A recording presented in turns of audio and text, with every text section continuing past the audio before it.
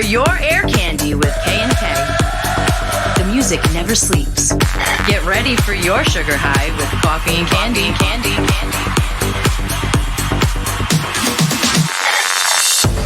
Back again in the studio. Coffee and Candy, K&K, Cisco Kennedy, and JC. What up? Happy to be here. Another episode of Air Candy. That's right. We're keeping it rolling, keeping it moving. I believe this is episode 11, if I am keeping track of things. This is called The Live Show. In the past week or so, we've had a lot of live show experiences as we were both a fan at a live show and then also being performers at a live show. Performer/organizer, right? Yeah. The last couple of weeks have been very interesting. We've been playing a lot of roles, wearing a lot of hats. And we are going to kind of break down just everything that it takes to kind of make this all happen. Without a doubt. I mean, let's just start off talking about the live show from a fan base. Mm-hmm. So last Friday, it was June 16th.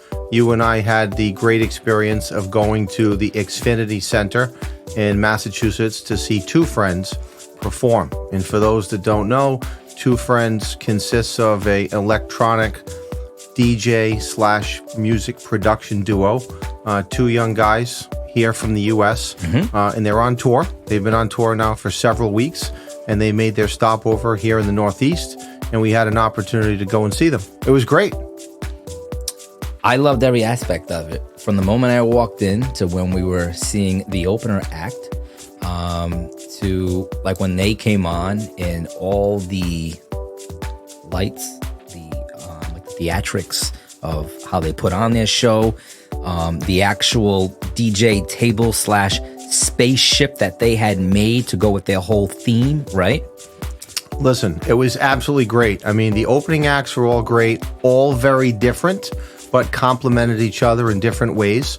And then the actual production and performance of Two Friends, for me, it was just off the chart, but it reminded me of something that you said to me long ago when we sort of began the journey. And you said to me that a lot of the festivals and live performances that I go to are so much more than the music. And of course, I knew what you were talking about because all of the DJs and performers have visuals, pyrotechnics, flames, fireworks, CO2 cans, and then, video feeds and graphics, and it all comes together. And oftentimes it's very well synchronized. The fireworks or the flames or the pyro will be synchronized with the drop, or the music will be synchronized with the video, and perhaps there'll be catchphrases of a song that'll be, displayed in a video slide. And of course, I've been seeing and enjoying this as a fan for many, many years, but never really thought to myself that, it is so much more than the music. Because when I'm there, all I'm thinking about is sort of the music and the song and being overloaded in the senses. But when I step back from it, having been sort of on the production side with you and the DJing side with you and Coffee and Candy for the last year, and now I'm actually sitting with you shoulder to shoulder in the audience at one of these shows, it just dawned on me how much of the visuals play a role in bringing it all together.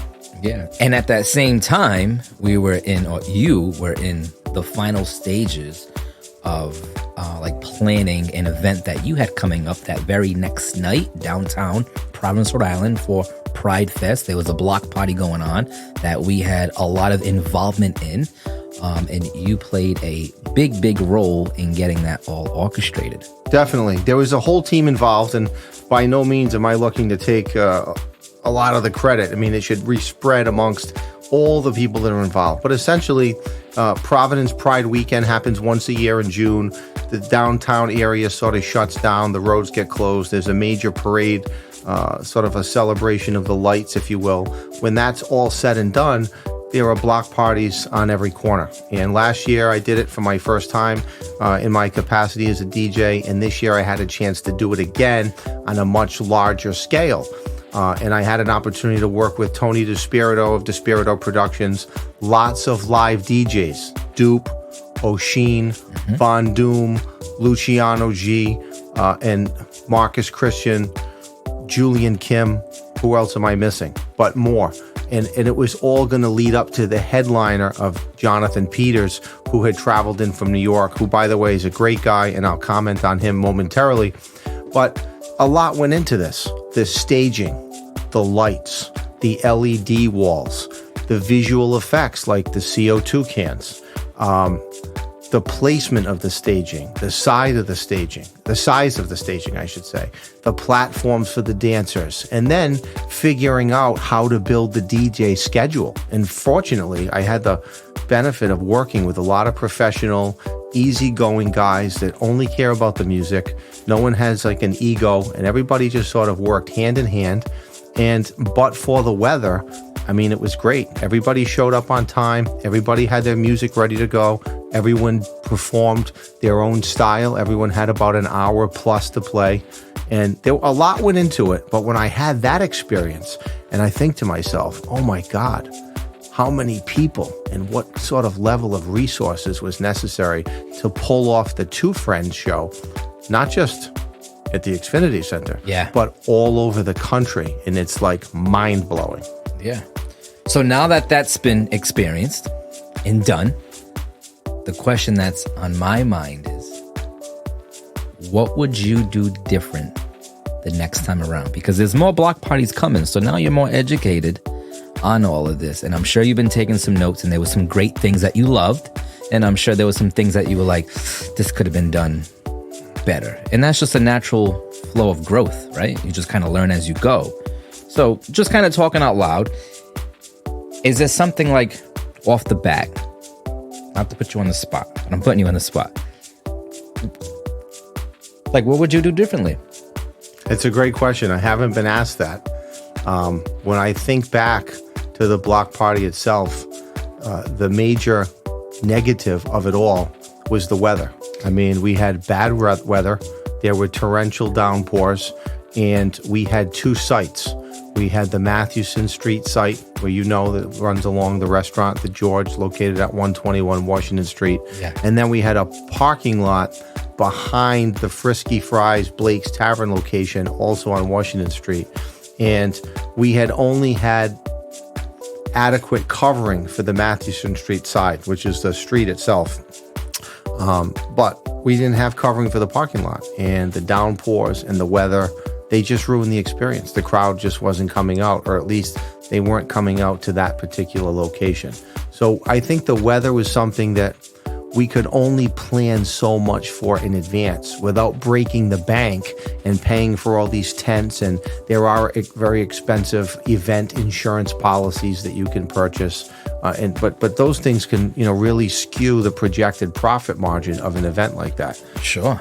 So that's definitely one of the things that comes to mind that I wish we could have done differently. In other words, have an adequate planning or plan B in place for weather, because the block party is part of the Pride weekend and it's a rain or shine event. There was no rain date. So you either had to roll with it or you didn't.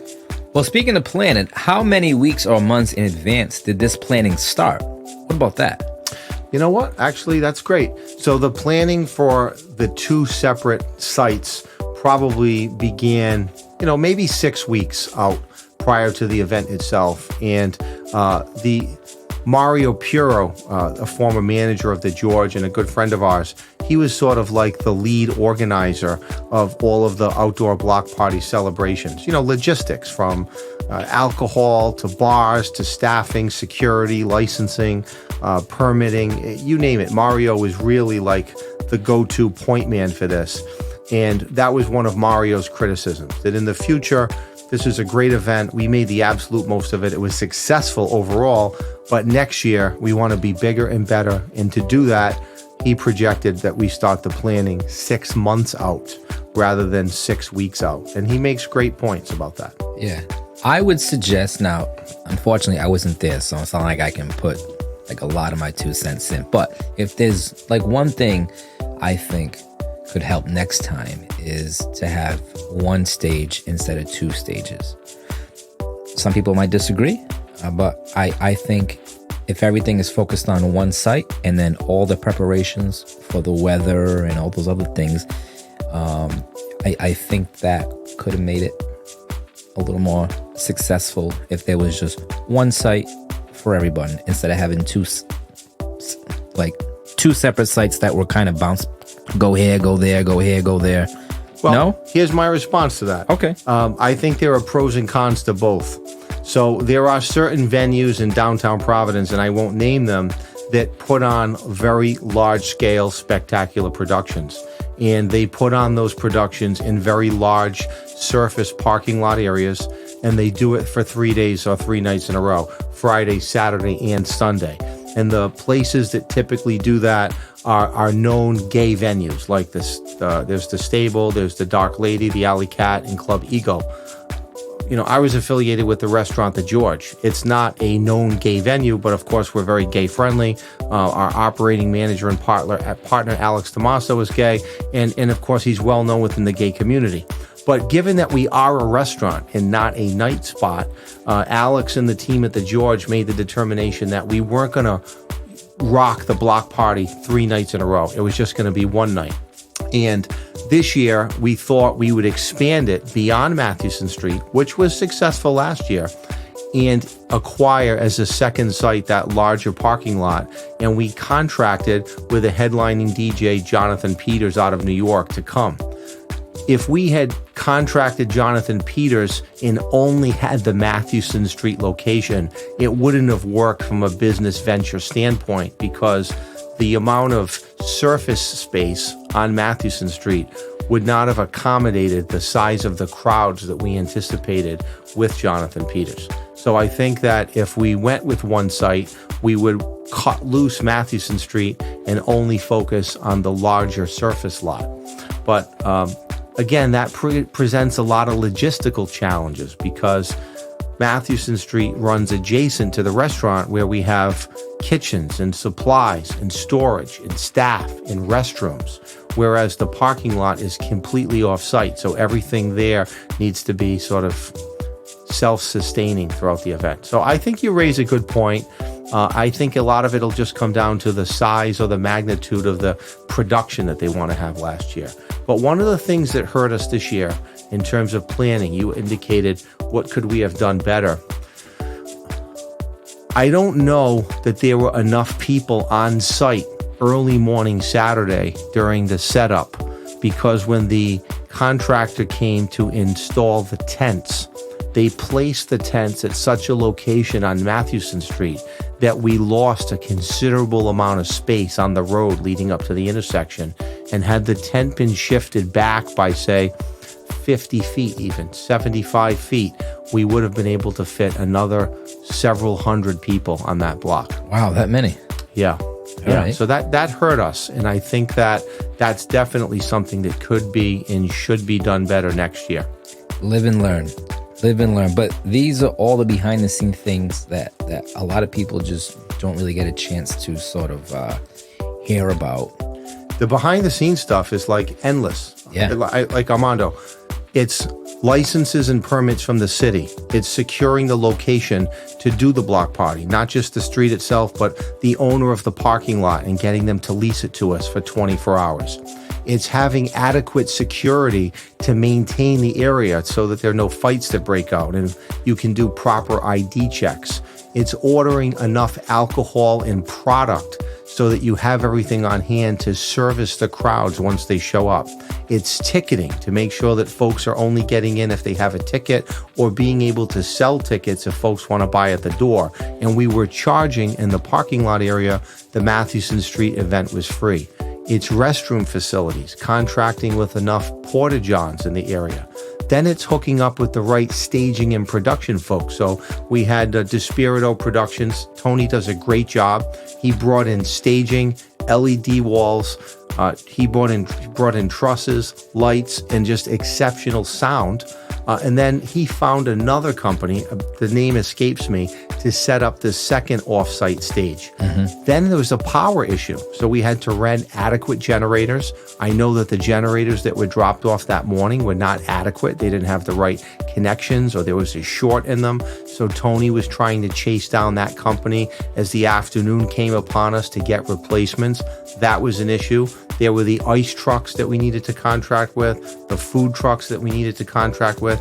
And this is all part of the production. Then there was lining up the DJ schedule, the flyer, the marketing, the promotion. It was social media. It was online. It was radio.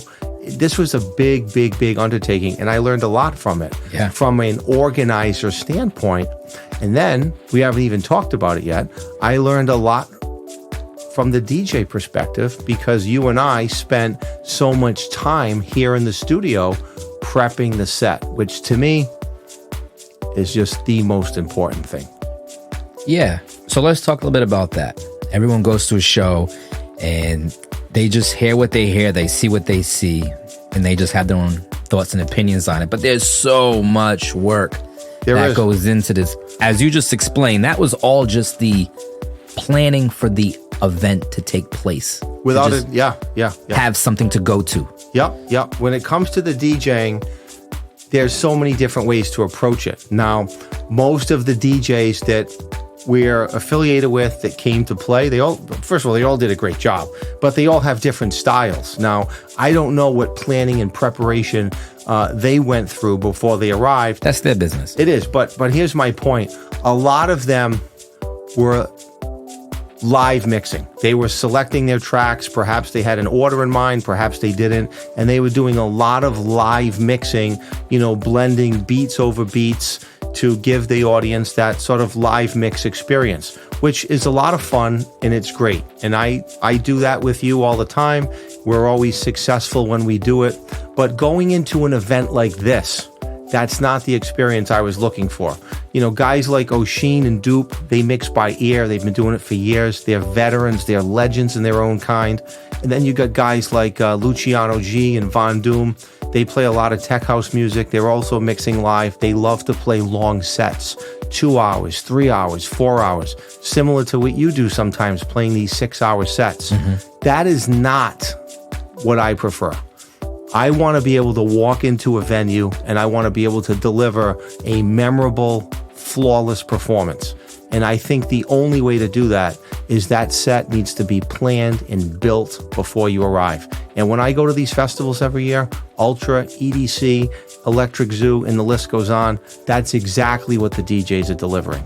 Unless you're at like the Carl Cox tent and you're following the underground scene, there's a lot more live mixing going on. But on that main stage, when those show-stopping A-listers like Tiesto and Afrojack and Martin Garrix and Marshmello and the rest are on that stage, they are not chancing how that set's going to come out being mixed live. And I now know that. I doubted it for the longest time. I fought you on it for the longest time. But I now know that they are building tiny bites of sound. Maybe they last a minute long, 2 minutes long, 3 at the most. And they're building it in the production software using one of these digital audio workstations, Logic, Pro Tools, Ableton. And that is how they're able to get that flawless, tight mix with a phrase from this song and a drop from this one and a chorus from a third and so forth and so on. And that's the style that motivates me. That's what I find to be so interesting. The mixing live is cool, but after a while, it's just a redundant beat. The pre-planned set built in the software to me is like a masterful painting of exotic colors and strokes and shapes that changes. And to me, that's the artwork of it. Like, I'm so envious of Two Friends, Big Booty Mix. Those guys nail it every time. So I wanted to be able to show up with the pre-planned set, and you and I spent weeks doing it, making all of those IDs, all of those custom edits for the 60 or so songs, maybe a few, or 40 something, I guess, that went into that set. And personally, I made a couple of small mistakes that I don't think the audience picked up on, but it was delivered and received just as I had hoped, and the crowd loved it. And at the end of the day, that was my greatest reward. Yeah. And you had a vision and you executed it. So even though most of the set was built in the studio, you still had the job live in the moment to executing that track by track, mix by mix, and making it sound flawless. That you did do. Yeah, without a doubt. And there were certain tracks that got blended one to the other, but that was all pre-planned and auditioned to make sure it was going to work as well as it did. I think the final track list was 47 songs. Yeah, I think you're right. But the set that I delivered could never have been delivered live as flawlessly as that was, because the music could not have been cut in and out as quickly. It would have been impossible. And that's the beauty of being able to operate the software, which is why my personal focus for my personal growth is going to go away from the live mixing and the blending and focusing on the CDJs, which I feel like I know more about now than I ever did, and just focus on the software. Because to me, that's the future of this industry. Yeah.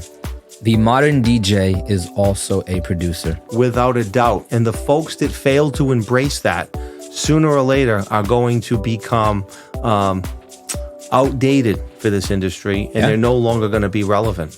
Yeah. Yeah. Now, take me through the process of how you got started to come up with those 47 songs that ended up being like the set. How did you start? Listen to me. It was all natural. There was no deep thinking about it. It's as simple as this. I have been a fan of electronic festival style music and sets for as long as I can remember.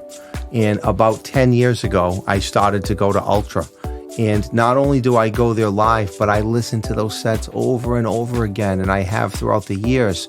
And my mind just gravitates to what works. It's like you in the studio. You know what sounds are going to work when you're putting together a new production. You know what songs are going to be a big hit, so you'll focus on what's to remix. And when you bring something to me, I know instantly if it's a hit or not. And how many times am I telling you, no, that's not going to work? And sometimes I'm afraid to hurt your feelings, but it's important to be honest. Yeah. And, like when we did the Castles in the Sky flip. Yeah. Tell me why. And you came up with one version, I came up with the other, and I said, no, this is not going to work. And even you are playing the JC version. I don't know. I just have an ear for it. So I went through my folder. One of my folders is called Big Room, and I went through all the songs, the ones I knew that would work. I started out with nearly 100. Yeah, there was 100 in that first link that you sent me from Dropbox. That's right. And then I was like, all right, we need to narrow this down because there's no way we're fitting all 160 minutes. But we could have. We would just have to work a lot harder at it. Yeah. But that's it. I just went through the Big Room set list, and I said, you know what? Boom, boom, boom, boom, boom. And listen, it took me 30 minutes to put together that list. I'm sure it did. And for those which is guys, fast, I thought. Yeah. For those guys out there that have maybe been like struggling with something like this and be like, but how are you doing? We used Mix and Key, a software to help us. We dumped all the 100 songs in there, and then that helped us like come up with the order by key selection and like the energy of what we felt was going to be the final set. So there is a lot of strategic planning when it comes to picking the order of the songs and building the vibe of the set. Without a doubt. Now, when I selected the songs for that piece, I didn't use Mixed and Key. We used Mix and Key just to simply get the order for the final set. Yeah. But it's interesting that you brought up this concept of Mix and Key, because as I was having conversation with Von Doom and Luciano G, and there might have been someone else there in the bar while the show was going on, they were just speaking with me about their DJ style. And, neither of them, if I recall correctly, put a whole lot of emphasis on the song's key when they're mixing. They like to listen to the song and see if the tempo and the sound of the song is going to work. And perhaps their natural ability gravitates towards keys that work together. I'm not so sure. We didn't talk about that. But they're not intently focused on mixing and key. And when I got involved in this world, and I started studying and taking classes with you and watching videos online and listening to other big time producers. And I remember Zed talking about how he always mixes in key. Yeah. I said to myself, well, if Zed mixes in key, then JC's got to mix in key too. And I started little by little poking you when we would be at these gigs saying, oh, Mondo, why are you picking that song? It's not in key. It doesn't match. Look at the Camelot key. What are you doing? What are you doing? But a year later, you now see the value in it. And this is what's great about us. I learned so much from you, but from time to time, I think you take a few lessons from me too. I do. I can admit that. There is a lot in the past 2 years that I have adapted to, and it's made me 10 times better at all of my skills. All of my skills. Thank you. Thank you. Thank you for all that I've learned from you. This has been a great journey and a great experience. That's the beauty of partnership. And when you trust your partner, you know that they only have your best interest at heart, and you guys want to grow together. That's the whole point of this. Is it's nice to be in the studio and make records for us to hear and like amuse ourselves. But at the end of the day, we do have a goal, and we want this stuff to get out there to the masses, right? I couldn't agree more. And speaking of the masses and getting out our songs and our sounds, perhaps on the next podcast, we can talk about what we've learned about visuals and how important it is to put those together for the masses as just another way of communicating to others what Coffee and Candy has to offer. Because one piece that I didn't mention as part of the organization and execution of the block party is that we contracted with photographers and videographers, a team of folks who came in with various style cameras and drones and were able to capture so much wonderful footage of the lights and the effects and the music and the DJs, and most importantly, the crowds. And those individuals put that all together for us, are now working on visual clips for Coffee and Candy, which little by little we're going to start to release and share with others. And I am so excited for that. That will add to our content for all of our social media, right? And that's a whole nother aspect of being a DJ is you got songs, but then now how do you advertise what you do, right? And content. If you don't know about content creating now, you obviously live under a rock. Just like this podcast. This podcast is content creation for our brand, and that's why we continue to do it. We know a lot of people look forward to each episode. I have a list of people that have been like trying to get on for a feature. They're like, hey man, I heard a couple episodes, it's so. I would love to get on and kind of, like talk about my experience, my aspects of like what I've been through in the last 20, 30 years of DJing. I said, hey, great. We want that, we want that engagement. So we look forward to a lot more features in the studio with all sorts of DJs telling their side of the story of what they experience as a DJ as well. I couldn't agree more. So anyone out there that wants to be part of our podcast and come on as a guest, we'd be glad to have them. Yeah, we all learn from each other. But as we wrap up this episode of the live show, we're going to kick this off with a mix, as we always do. I think for this episode, we should play our set from the Pride Block Party. Let's do it. Intro included. By the way, fabulous intro you put together. I love it. We're going to use that time and time again. Let's share it with our audience. All right. This is Coffee and Candy, Air Candy Podcast, episode 11, the live show. Let's do it. Get ready for your sugar high.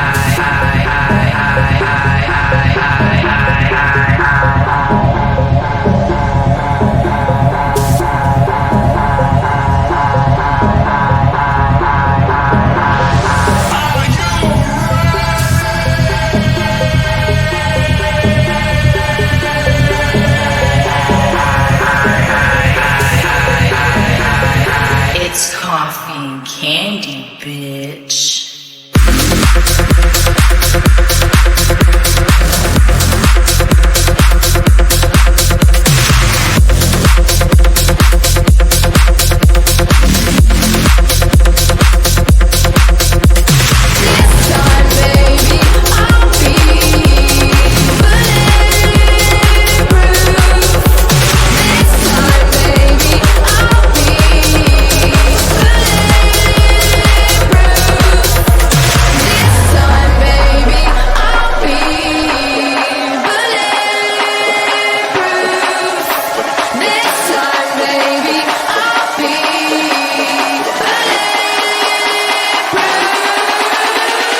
Let me take a step back, back, back, back.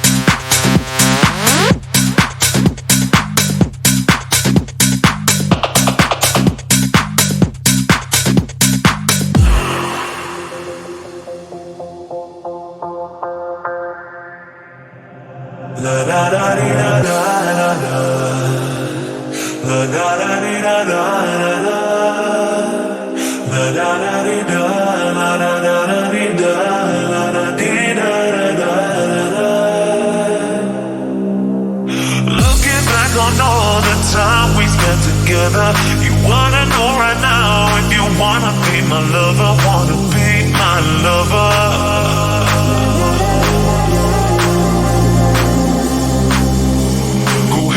Take your time, boy, you gotta feel secure. Before I make you mine, baby, you have to be sure you wanna be my lover, wanna be my lover, wanna be my lover. Oh yeah, you wanna be my lover. Oh yeah, you wanna be my lover.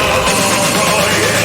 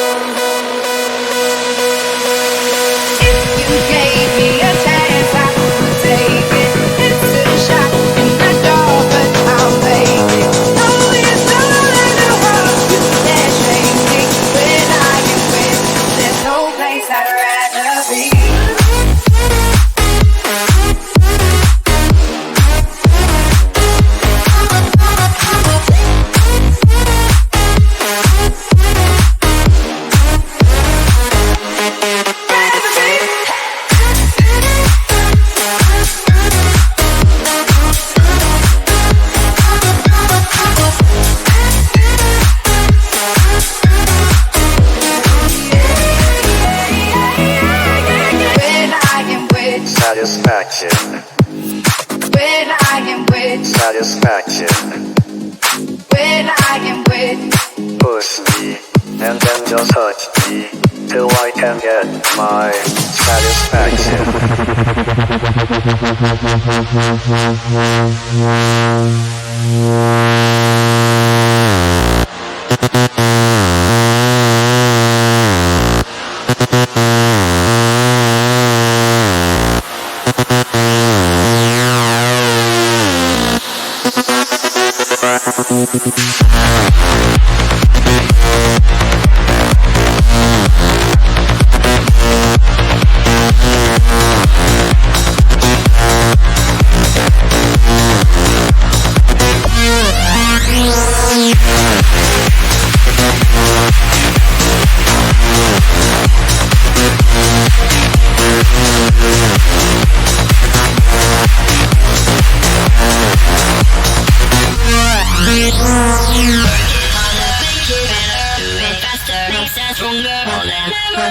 After our work is never over. Working harder, make it better. Do it faster, makes us stronger. After our work is never over.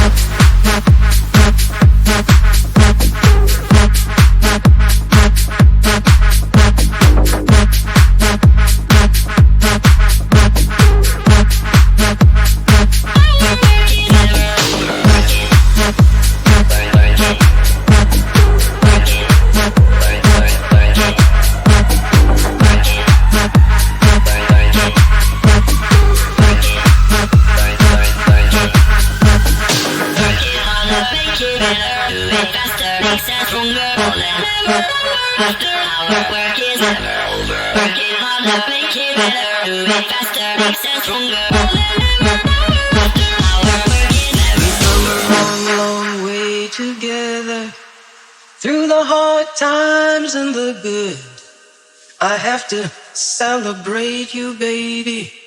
I have to praise you like I should.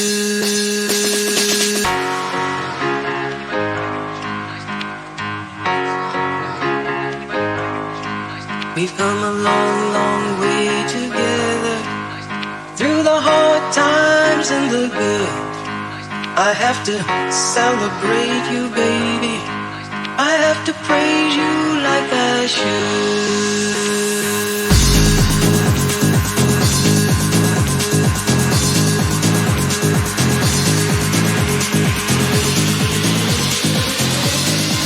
I have to praise you like I should.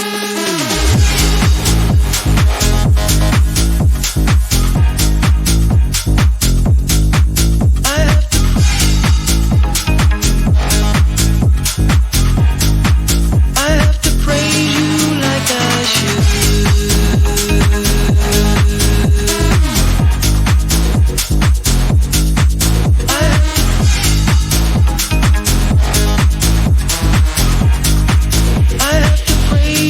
like I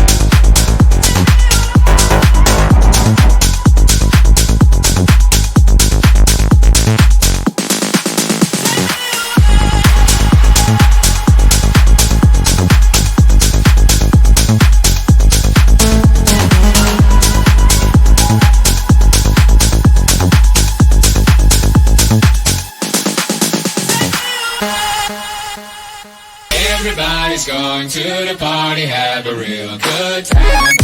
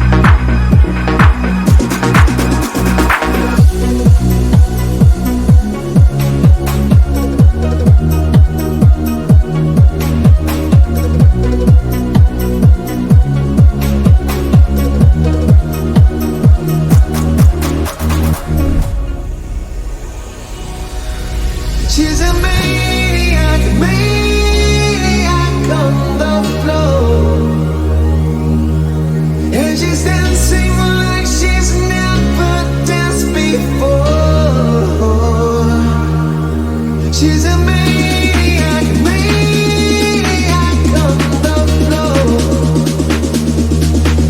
And she's dancing like she's never danced before. She's a maniac.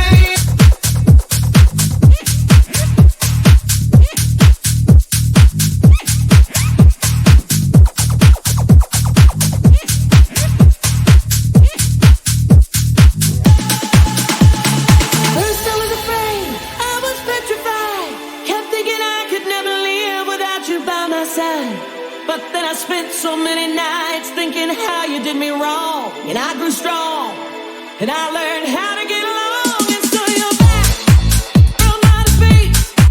I just walked in to find you here with that sad look upon your face. I should have changed that stupid lie. I should have made you leave your key.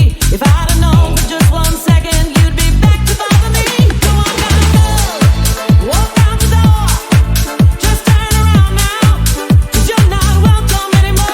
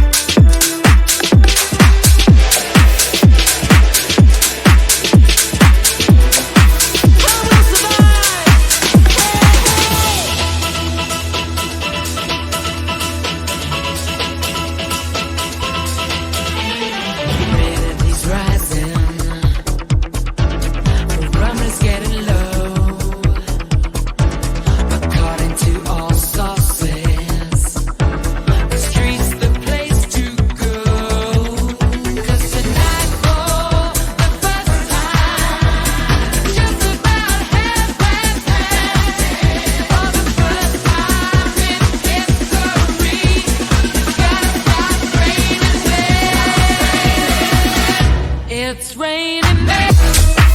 Hallelujah, it's raining men. Amen. It's raining men. Hallelujah, it's raining men.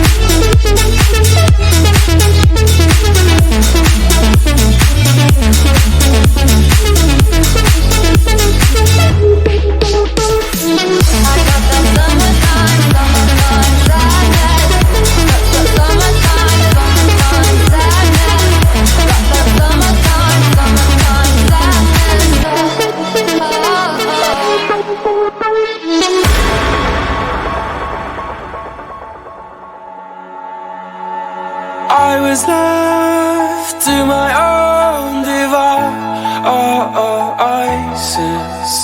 Many days fell away with nothing to show, and the walls kept tumbling down in the city that we love. Great clouds roll over the hills, bringing darkness from above. But if you close your eyes, does it almost feel like nothing changed at all? And if you close your eyes, does it almost feel like you've been here before? How am I gonna be an optimist about this? How am I gonna be an optimist about this?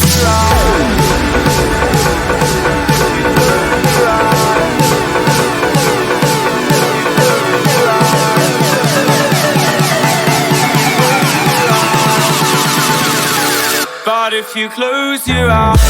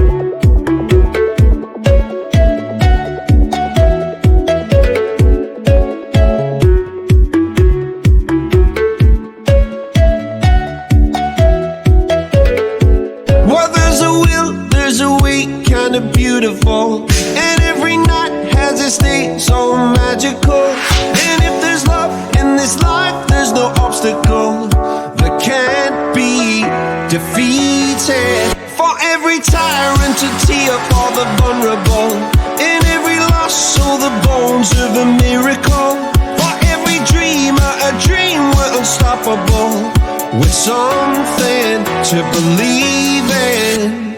Monday left me broken. Tuesday I was through with hoping. Wednesday my empty arms were open. Thursday waiting for love, waiting for love. Thank the stars it's Friday. I'm burning like a fire gone wild on Saturday.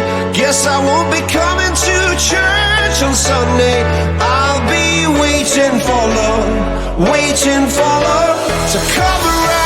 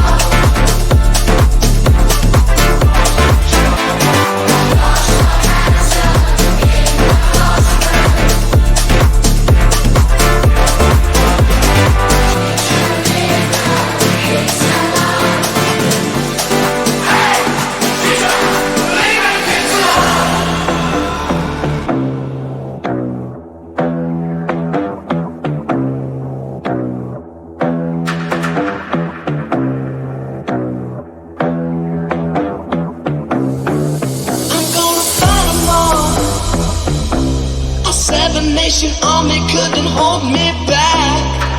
They're gonna rip it off, taking their time right behind my back. And I'm talking to myself at night because I can't forget. Back and forth through my mind behind a cigarette. And a message coming from my eyes says leave it alone.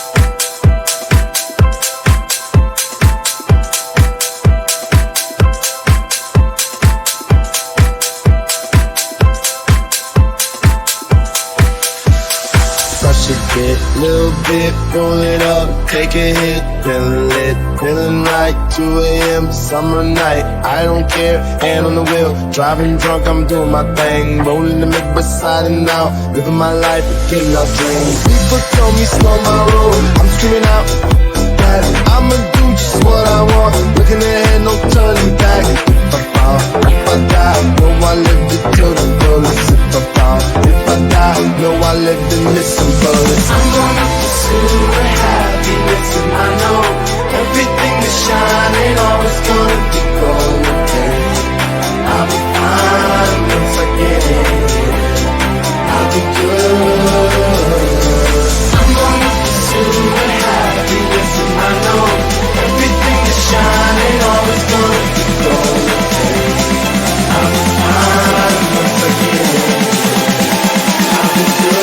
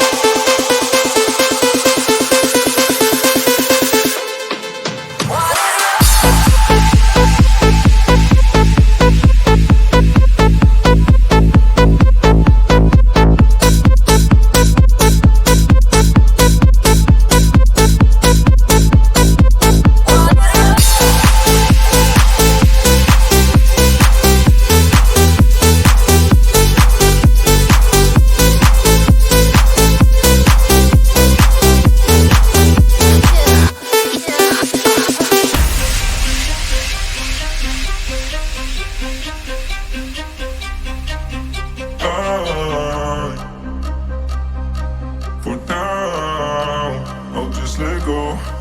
And I run up the tab and lose control. No, we ain't got plans like we had back then. Takes me back to we used to feel. We're going south, we couldn't cause. No matter how we go up, I gotta do it over again. Promise, let's do some damage. And if I get it so up, then I will do it over again. Do it over again. Do it over again. Do it over again. Do it over again. Do it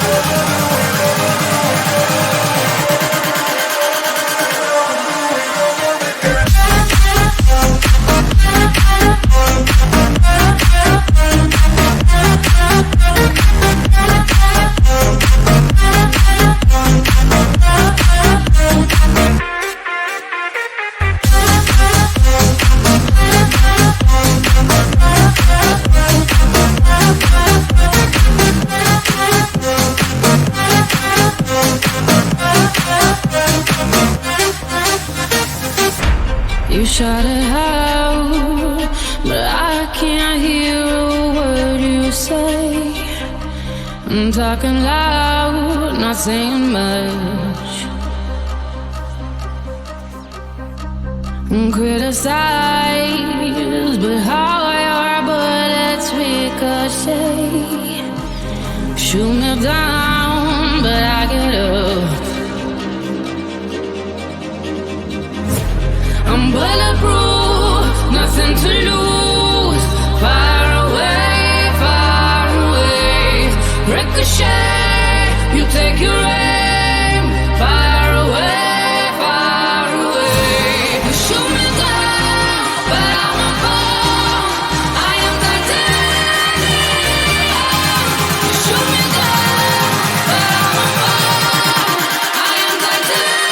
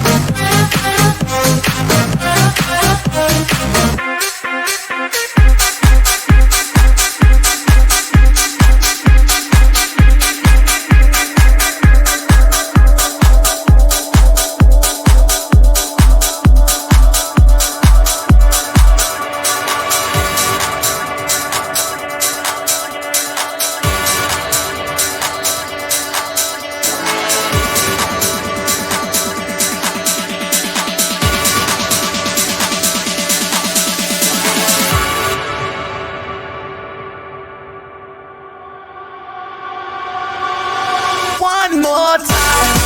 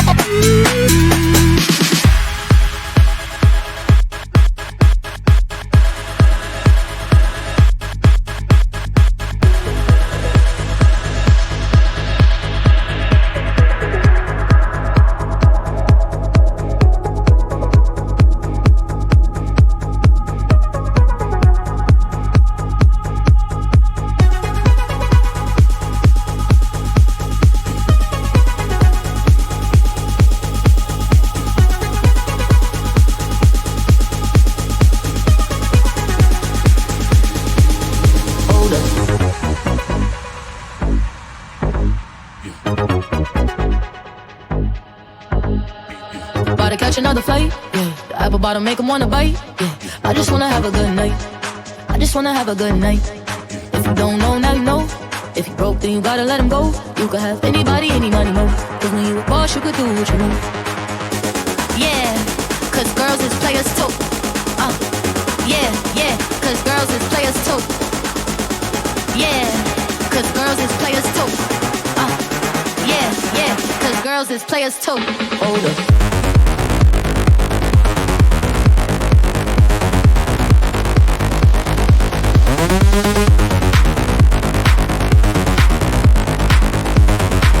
Yeah, cause girls is players too. Keep it playing, baby.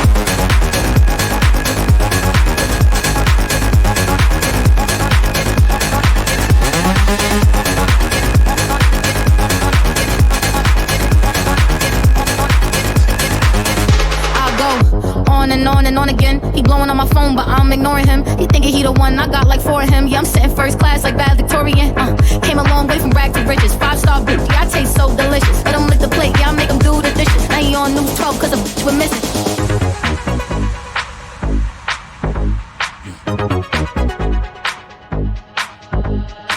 About to catch another fight, yeah. The apple bottom make him wanna bite, yeah. I just wanna have a good night. I just wanna have a good night. Keep it playing, baby. If you don't know, now you know. If you broke, then you gotta let him go. You could have anybody, any money, mo. Cause when you a boss, you could do what you want. Keep it playing, baby.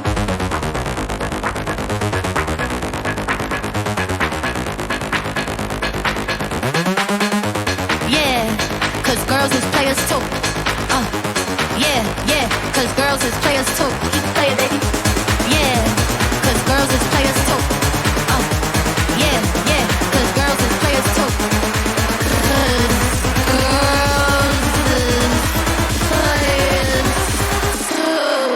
Hold up.